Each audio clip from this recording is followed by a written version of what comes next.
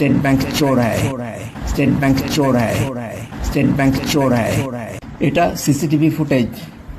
এই চোর এসবিআই মালদা ব্রাঞ্চে আমার কাউন্টার থেকে টাকা চুরি করে ধরা পড়েছে।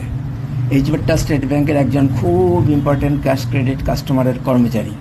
স্টেট ব্যাংক সসম্মানে চোরকে ছেড়ে দিল, কিন্তু স্টেট ব্যাংক কর্তৃপক্ষের ভয়ানক অত্যাচার ও অপমানের ফলে আমি চাকরি হারালাম। আমি মানে ওই কাউন্টারের ক্যাশিয়ার।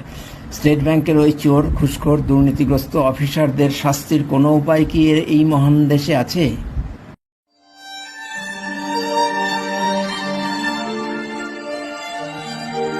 এটা স্টেট ব্যাংক অফ ইন্ডিয়ার প্রাক্তন চেয়ারম্যান ক্রিমিনাল রজনীশ কুমার। সারা দেশ চুপ করে কেন? এত বড় প্রতিষ্ঠানের চেয়ারম্যান হয়ে সে দুর্নীতিগ্রস্ত, ঘুষখোর, চোর।